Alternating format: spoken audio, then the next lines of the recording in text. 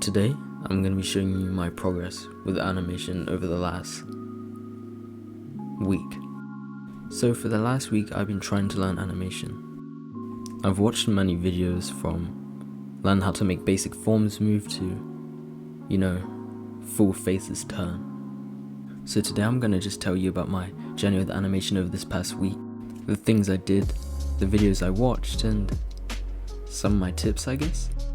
So the first video I watched was this one here, by Modern Day James. This video was a lot about the basics and fundamentals needed for animation. It mostly talked about timing and spacing, but also gave beginner exercises to allow you to understand these concepts. So like you do, I gave these exercises a go, and as you can see, it went pretty well. The video was easy to understand and very well put together, so if you want to look at this, I'll leave the link in the description. I highly recommend this video. You also might be wondering what timing and spacing are. Spacing is like the distance between each drawing. The distance dictates how fast the object is perceived to move. I did a little demonstration of this in OpenToonz, so I'll just show you that now. So here I'm just showing you that the closer the drawings are together, the slower the drawing will look to move, because there's more drawings in a shorter space. Meaning, after a little bit, you get a result like this.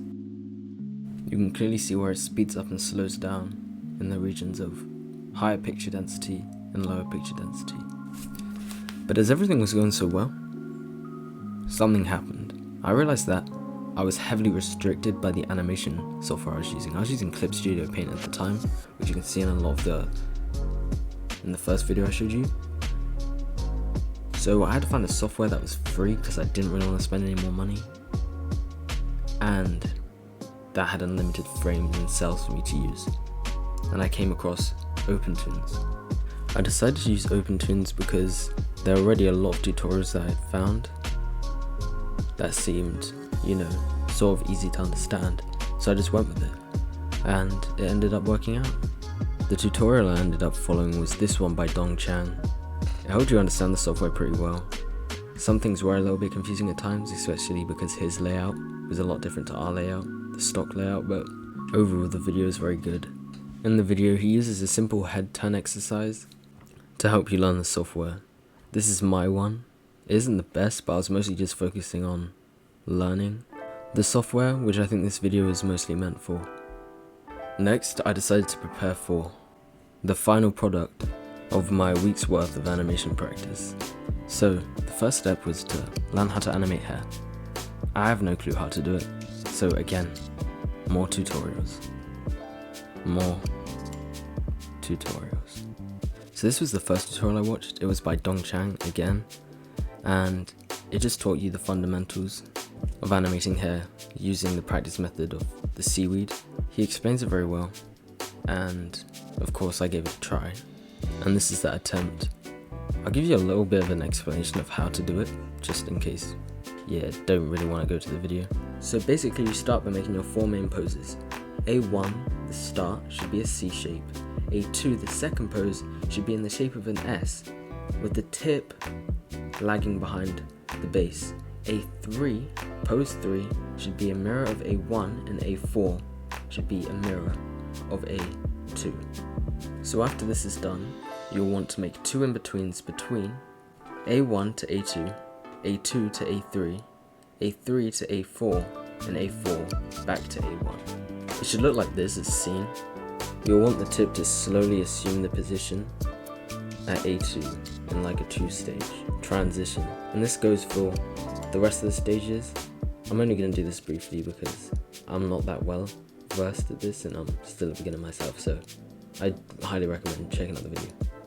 Another video I took a look at was this one by Kazillion. I didn't really use it too much, but I did reference it at times just to see the motion of hair or even just fabric moving. Just trying to figure it out, as you'll see when we get to the next part of the final project. And so I began the final project. You're probably wondering what it is, or you're not because you've seen the thumbnail, but it's this picture of Vivi from One Piece. I chose this picture to animate because recently I've been watching One Piece. I've held it off for a long time, and just because there's too many episodes.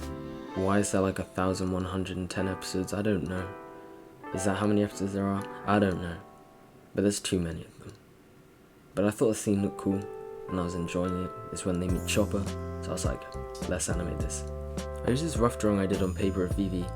I scanned and uploaded it to OpenToons and used it as the outline for drawing Vivi. And after that was done, this is what it looked like. Admittedly, I did forget to draw her mouth in, but I fixed that later on, so it doesn't even matter.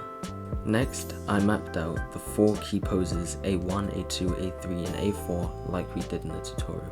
Repeating A1 again, because that's where we want to end up. After that, I redid the line work for Vivi. This did take a while, but these, the arch tool, it made it a lot easier and a lot simpler. That was another trick I learned in those videos, so definitely watch them because I would never have known about that unless I watched the video. After this, I finalized the 4 hair poses and created the 2 in-betweens between A1 and A2, A2 and A3, A3 and A4, and A4 back to A1, which looked a bit like this. So as you can see in the recording, I next coloured it in, the hair and the body. I went back, drew in the carriage, coloured that in, and then I made my way on to animating the snow. I originally didn't intend on animating the snow, but I decided to anyway, just to make it look like it was moving a bit.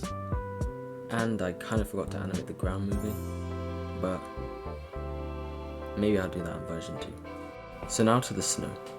The snow was the easiest part, admittedly, of the whole thing. It's literally drawing blobs at different angles and making sure they vanish into the background. It was pretty simple, pretty easy.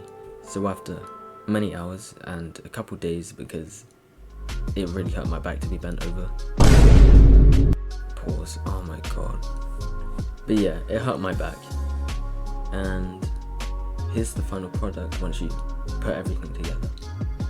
My final product, Vivi. I hope you guys enjoyed the video. I hope you learned something, I guess, and make sure to check out those videos if you wanna learn animation. And bye-bye. See you in the next one, whenever that is. Oh my god, I'm so happy that's over.